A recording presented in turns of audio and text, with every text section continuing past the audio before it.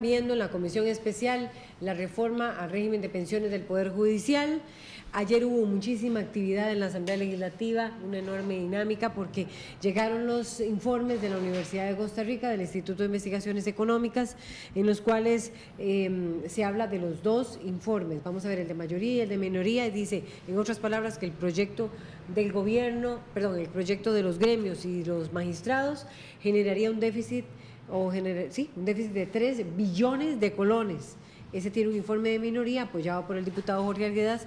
No sé qué dice sobre el otro informe del Instituto de Investigaciones Económicas de la UCR, que es de mayoría, que es una propuesta que según los gremios ha salido de la Superintendencia de Pensiones, de los diputados, en fin. Hay ya, digamos, material para elaborar ese proyecto, y a la vez ayer un grupo de ciudadanos se presenta y dice que se deben unificar los regímenes de pensiones. ¿Qué está pasando en la comisión? ¿Cómo ven ustedes estos dos informes? ¿Qué dice el informe de la Universidad de Costa Rica sobre la propuesta, que es de mayoría también? Buenos días, los micrófonos son de ustedes. Buenos días. Bueno, muy buenos días. Tal vez empezar por el planteamiento que hacía Laura en términos del informe que llega el viernes a la Asamblea Legislativa, remitido por la consulta que sale una vez dictaminado el proyecto de reforma de pensiones al Poder Judicial. Yo, en primera instancia, señalar, y creo que cualquiera de los 7 diputados y diputadas que dictaminamos este proyecto pueden afirmarlo, y se puede públicamente cotejar que el tema no tiene que ver con la SUPEN, tiene que ver mayoritariamente con lo establecido por la Universidad de Costa Rica. ¿Qué dice? Un informe de 7 páginas. Es muy preciso sobre los alcances y señalamientos en términos del contenido del dictamen de mayoría en los siguientes puntos. 1, señala que en realidad se está actuando, si bien es cierto, la universidad hace un cálculo de años de servicio, de edad de retiro, de montos y de aporte obrero en general, muy específico, tanto en el escenario 1 como en el escenario 3, las y los diputados decidimos, en términos de los años de salario y el cálculo, elevarlo. Ellos lo decían de 10 años, nosotros decidimos elevarlo a 20 años. ¿Por qué?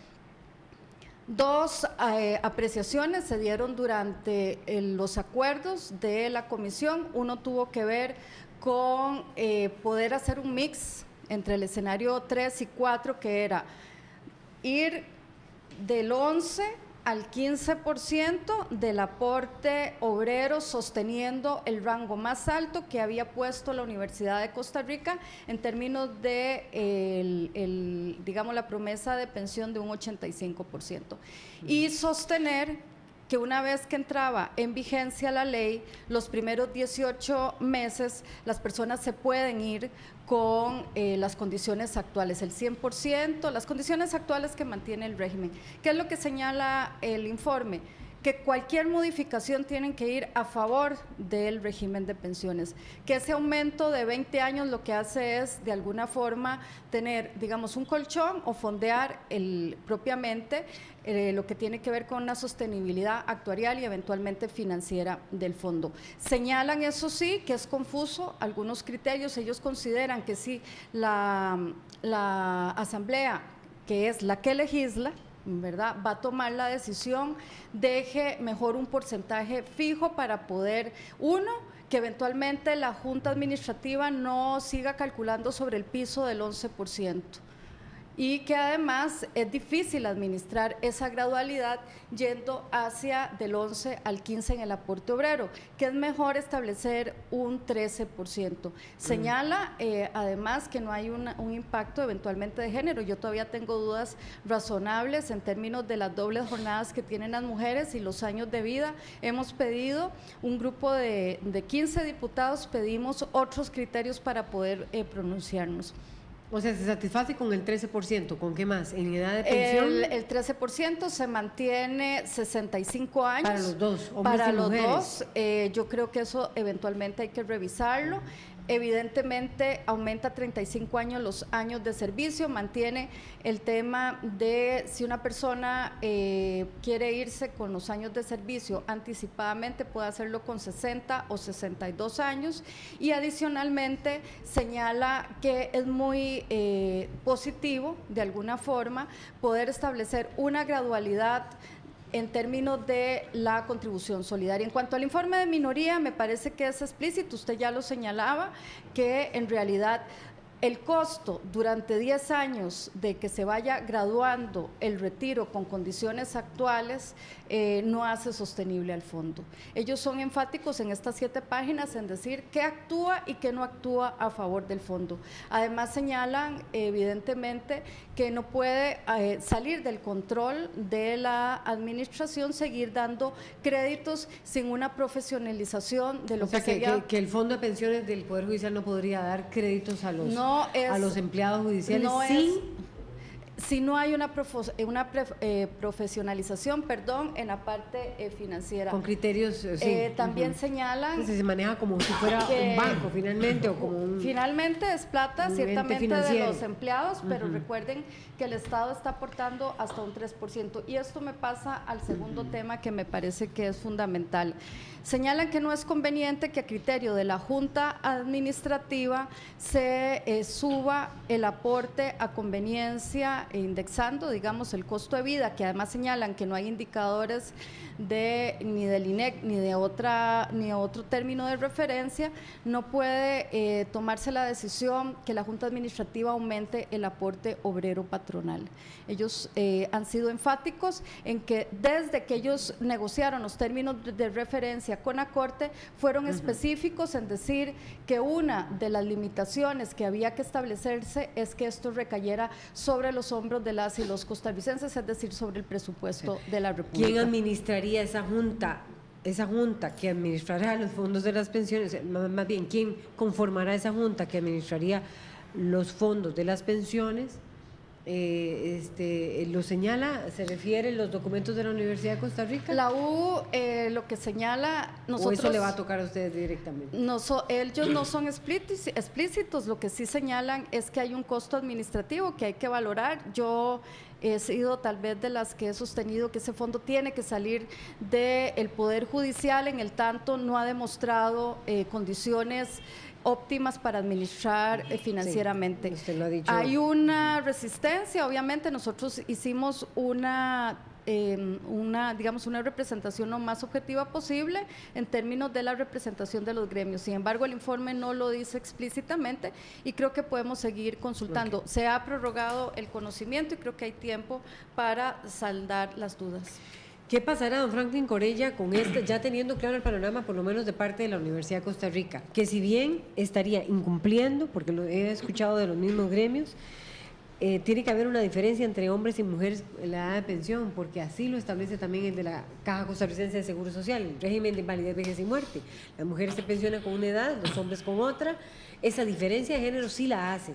Y un régimen de pensiones como el del Poder Judicial o el del Magisterio o cualquier otro, bueno, básicamente Magisterio o pensiones de Poder Judicial, no podría ser mayor, pedir exigencias mayores que las que tiene el régimen de invalidez, vejez y muerte de la Caja. Así que las mujeres allá habría que bajarlas o sí a 62 años, ¿verdad? O a 60 años. O 60. Etcétera, ¿verdad? Sí. Y bueno, ese aporte lo dejan en 13. Me llama la atención porque el del Magisterio Nacional puede llegar inclusive hasta el 17%, por ejemplo. Entonces, ya con las reglas más o menos claras, les toca a ustedes legislar. Ahora, ¿qué tan factible es que salga un proyectito ya, ahora sí, por parte de ustedes, y cuántos votos requeriría? Porque los magistrados ya expresaron su oposición a ese proyecto que ya fue evaluado por la UCR. Sí, es importante, buenos días buenos días, sí. A todos. Es importante resaltar varias cosas y que preocupa. En secundaria hay un libro que se llama Crónica de una muerte anunciada, de Gabriel García Márquez, y desde que se empieza a discutir precisamente esta iniciativa de ley, la actitud de Corte Plena con respecto a algunos temas han sido de principal preocupación por parte de la misma comisión. ¿Por qué? Inclusive cuando usted ve, una vez que se dictamina en comisión y se le consulta a la Corte entra en situaciones que preocupan desde el mismo principio de legalidad. O sea, inclusive La Corte hace una serie de críticas al texto de mayoría, que está dictaminado en comisión y fundamentado con criterios técnicos, y se arroja todavía la potestad de decir, bueno, primero no justifica ampliamente la variación en términos de estructura y funcionamiento de la Corte, porque realmente cuando usted dice, mire, hay variación en la estructura de la Corte con este nuevo texto de reforma de pensiones, se varía el funcionamiento de alguna sala, se varía el funcionamiento de algún juzgado. ¿Cuál es la justificación por la cual la Corte dice que se opone? Exacto. Entonces, y todavía en el capítulo de recomendaciones, o sea, una vez que dice que está en contra del proyecto, que su dictamen es negativo porque hay variaciones en la estructura y en el funcionamiento, y cuando habla del funcionamiento hace referencias en el mismo documento que envía a la Asamblea Legislativa, que puede existir una posible afectación del funcionario porque ya no va a tener la misma pensión una vez que se jubile, entonces eso puede afectar su funcionamiento en el quehacer como funcionario judicial. O sea, por el amor a Dios, cuando usted ve a la Corte Plena de un país que da un dictamen negativo a un proyecto que busca darle sostenibilidad a su propio régimen, y lo justifica con esos criterios, pero lo que sí es totalmente descabellado es en la parte de recomendaciones. Nada más para que los costarricenses lo tengan. Dice, así las cosas, se recomienda a la Asamblea Legislativa tomar en cuenta las observaciones aquí esbozadas, con el fin de evitar eventuales vicios legislativos.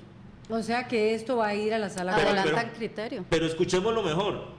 O si bien lo tienen, adoptar el siguiente texto sustitutivo y copia el texto sustitutivo de minoría, que ellos llaman de acuerdo entre gremios y la Corte. Vamos a ver, don O sea, Franklin Corella, ¿qué es lo que usted nos esto quiere es sin decir? precedentes, porque ¿Por qué? primero la Corte no puede decirle a la Asamblea Legislativa, tomen, no hay, bueno, hemos encontrado algunos vicios, pero si lo tienen a bien, aprueben el texto sustitutivo. Entonces ya resulta que la Corte legisla en Costa Rica, la Corte decide cuál debe ser el proyecto de ley que va a reformar su régimen de pensión, y no solo eso, no justifica técnicamente si existe variación en la estructura y en el funcionamiento de la Corte, y entonces da un criterio negativo que a la vez establecen ellos, obligan a la calificación de la votación, entonces obliga a tener una cantidad significativa de 38 votos. Al decir ellos que se oponen a este proyecto, es decir, que se oponen a este proyecto,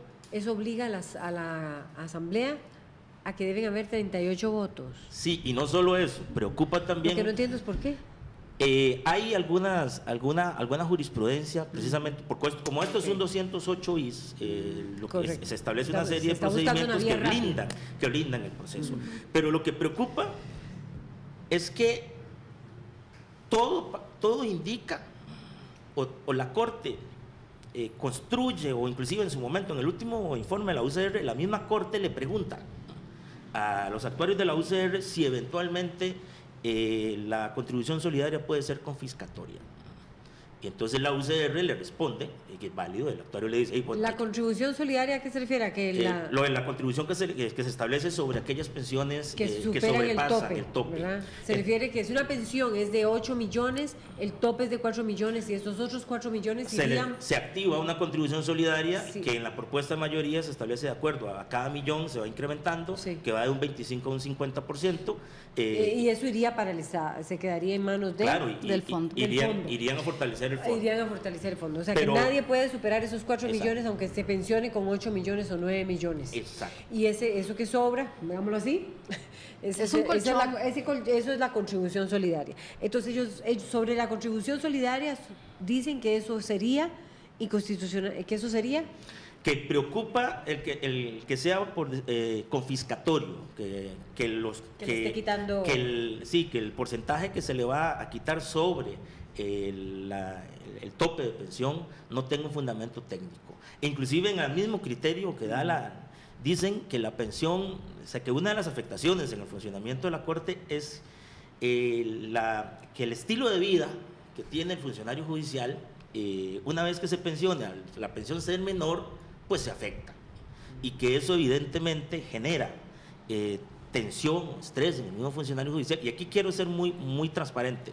Yo he sido enfático y creo que evidentemente hay funcionarios judiciales en los cuales tienen un salario, pues, vamos a ver, hay que clasificar entre un magistrado que pueda tener una pensión de 9 millones de colones y otros funcionarios judiciales. Inclusive un principio que hemos intentado manejar en la comisión es la progresividad. Entonces, que se entienda bien, yo no estoy aquí queriendo afectar evidentemente a los asalariados que no tienen pensiones de lujo.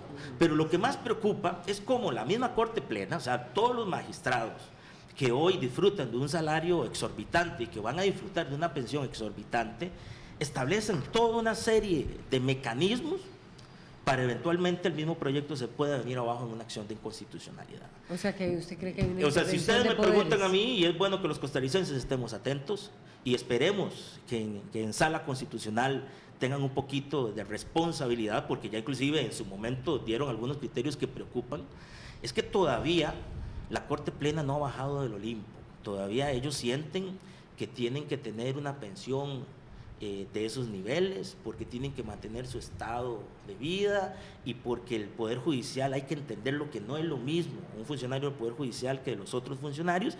Y cuando usted ve el accionar de la misma Corte Plena de forma irresponsable, inclusive un elemento que sostuvimos en comisión era, y yo se lo dije al magistrado Chinchilla, magistrado, usted que está ingresando a la presidencia, presente una moción donde retrocedan el acuerdo en el cual se aumentó de 8 años a 12 años del auxilio de cesantía y que no se le aplique para ellos. Es que al final preocupa porque inclusive todo lo que vimos anteriormente con la huelga del Poder Judicial, donde había compadre hablado entre los sindicatos y la Corte Plena, porque al final si usted pregunta, bueno, ¿existió alguna sanción para los funcionarios?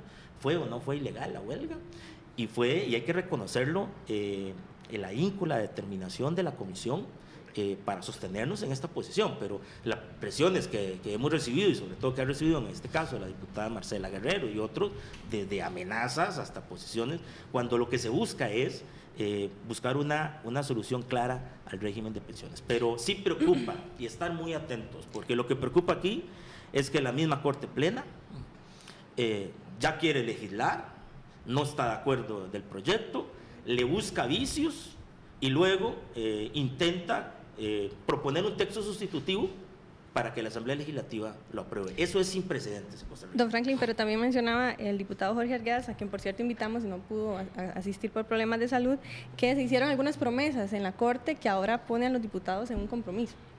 Es importante y qué bueno que dicha, bueno, lástima que no vino Jorge y algunos otros, porque yo tuve la oportunidad de estar precisamente en un esfuerzo antes de que se diera la huelga, con algunos magistrados y con representantes de los sindicatos, precisamente en aras del diálogo, de evitar exponer al país a lo que vivimos y los compromisos que en ese momento se discutieron y que podemos discutirlo tanto con el magistrado Celso Gamboa como con los representantes de los gremios, eran principios claros de que no fueran a huelga y que se asegurara un proceso de discusión sano, que se abriera una mesa de discusión en la cual el principio básico era asegurar que el proyecto de ley que salga de la comisión tenga sustento técnico y que asegure sostenibilidad al régimen. Ese fue el acuerdo claro que mantuve y bueno, y todos vieron lo que pasó. O sea, que aquí lo que se viene es una batalla entre poderes.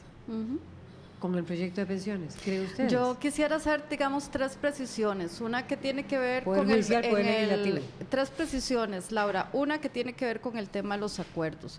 Es decir, durante todo tal vez los últimos 3 meses del trabajo de la comisión, se asomó siempre el fantasma desde el tema de que había sido un acuerdo en jefes de fracción, cosa que ha sido muy difícil de determinar, incluso en las mismas actas que salen de las minutas de los acuerdos de fracción, un acuerdo de Antonio Álvarez de Santi con los gremios para volver al texto propiamente que ellos representaban, y luego el tema de acuerdos que no eran tomados formalmente. Esto creó, digamos, un ambiente que en eso yo respaldo al compañero Franklin Corella, en donde se intentó justamente entrar en un diálogo que fuera transparente y de cara a la ciudadanía, porque finalmente entrábamos a conversar y salían conclusiones que no necesariamente eran sobre el tema que estábamos discutiendo. Por eso siempre pedimos que cualquier cita se diera en comisión y quedara grabada y en actas, porque hubo de ahí unas interpretaciones que a mí me parece que el grueso de la población del Poder Judicial fue, hasta si se quiere, usada. Segundo, con el tema que tiene referencia al copy-paste que hacen con el texto sustitutivo. Dice la Universidad de Costa Rica que si el aporte se mantiene en un 11%, sosteniendo el retiro de pensión en un 85%, un 30% de las promesas de pensiones no se va a cumplir. Segundo, si se incrementa el aporte obrero manteniendo los 10 años o los 120 salarios, los años 60 años, incluso para el retiro, 60, 62 años, el aporte obrero, si se incrementa en un 15%, manteniendo las condiciones del 85%, la promesa de no cumplir va a ser de un 17% de las promesas no se van a cumplir. Y tercero, que a mí me parece que ya es un tema que yo diría, porque tanto, por lo menos yo como diputada estoy de tránsito en la institucionalidad, es un tema muy durante 4 años. Aquí la afrenta al Poder Legislativo, las presiones, incluso la intimidación, porque lo han dicho compañeros, lo ha dicho un compañero incluso en plenario, porque dicen que se van a sacar el clavo cuando tengan que ir a litigar, o algunos de nosotros tengamos que enfrentar un proceso, ¿verdad?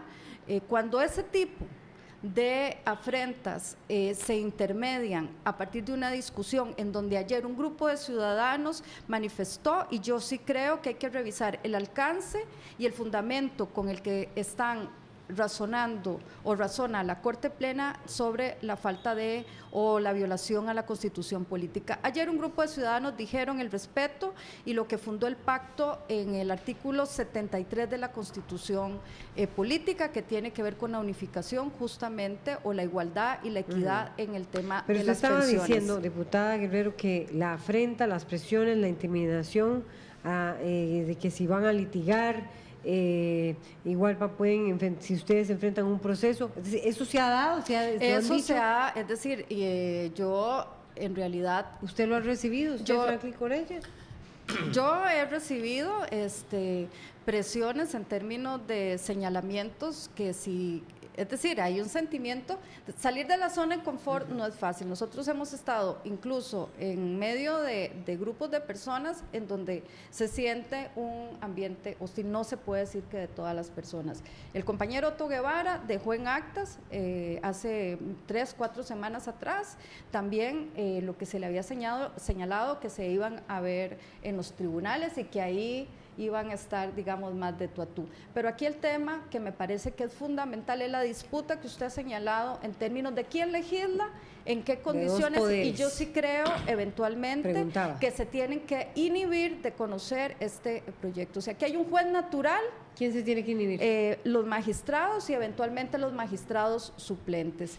Y no puede cundir el temor de abogados, porque luego pueden tener represalias a la hora de que tienen que acudir al sistema judicial. Aquí hay un tema que estamos explorando del juez natural, es decir, quién entra a calificar realmente el ámbito, la aplicación y la profundidad constitucional en este caso. Y yo creo que eso va a ser una discusión, me parece, coyuntural, pero muy importante para volverle la investidura a los poderes de la República.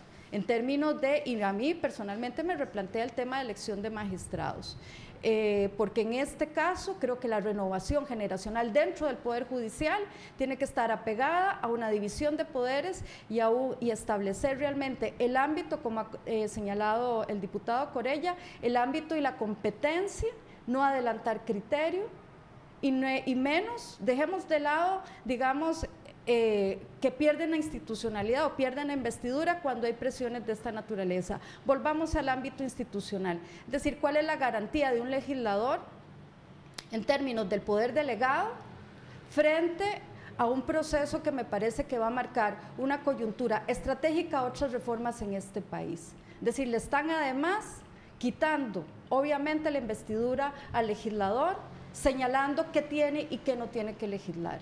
Y yo creo que en este caso, quienes hemos firmado la Constitución Política y estamos representando transparentemente y apegados a criterios técnicos, una posición en donde estamos velando por la sostenibilidad y para que la gente tenga el cumplimiento de su pensión, no los privilegios odiosos, que fue lo que ayer hizo que un grupo de ciudadanos acudieran a la Asamblea Legislativa, incluso para abrir esta discusión de forma mucho más amplia, garantizando un principio intergeneracional. Eso creo que hay que rescatarlo. Don Franklin, para ir cerrando, ya nos Sí, queda los poco tenemos tiempo. Resaltar varias Pero cosas. está muy Una, tenso, que los entonces. costarricenses, y ojalá más bien que podamos tener otro debate con el magistrado Chinchilla o representantes de la Corte, porque esto hay que hablarlo de forma transparente. Lo que pasó en Corte Plena y el dictamen negativo que da no tiene parangón en la historia legal de Costa Rica. Tenemos la Corte Plena, inclusive intentando legislar y haciendo cosas donde no se justifica, que le explica a los costarricenses en qué afecta la estructura y el funcionamiento de la Corte este proyecto de ley. Y segundo, que tome decisiones concretas en términos de eliminar las pensiones de lujo, porque recordemos que las pensiones de lujo del Poder Judicial se sacaron del proyecto aquel que aprobamos, en el cual buscaba ponerle tope a las pensiones con fondos, con fondos públicos, precisamente por solicitud de ellos. Yo no quiero pensar que haya sido una treta o un manejo para que al final no se le tocara las pensiones de lujo de los magistrados y de algunos funcionarios del Poder Judicial. Y resaltar que se ocupa diálogo, transparencia y sobre todo estar atentos a los costarricenses y sobre todo a la Corte Plena. Ojalá que no cometan el error de luego, vía sala constitucional, echarse abajo un esfuerzo de solucionar problemas de su propio régimen. No sé si están los comentarios en pantalla, pero sí vamos a leerlos para que Así se vayan es. con ellos. Y dice Jesús Ramírez, tienen razón, porque el Poder Judicial por un lado, el Magisterio por otro lado, Hacienda también, uno solo y se acabó. Todos somos costarricenses, pertenecemos a un mismo gobierno. ¿Acaso los de la Corte son de sangre azul? Mauricio Calvo comenta, ¿se puede aprobar de manera que por ninguna razón en el futuro se pueda cargar el presupuesto nacional? Hace la pregunta. La Asamblea Legislativa, pero el Poder Judicial emite criterios. ¿Dónde está la división de poderes? Y Eclipse Nublado dice, en eso concuerdo, en la práctica la Corte y particularmente la Sala Cuarta se ha vuelto un Senado. También Mario Villalobos que comenta, con el aumento de edad ya pensaron que vamos a tener personas mayores con altos salarios trabajando y jóvenes desempleados. Es un poco parte de los comentarios que se generaron a raíz de esta Nos vamos a una pausa. Gracias Marcela Guerrero, gracias Franklin Corella. Habíamos invitado también a los gremios, pero bueno, no fue posible. Vamos a una pausa, ya venimos con más.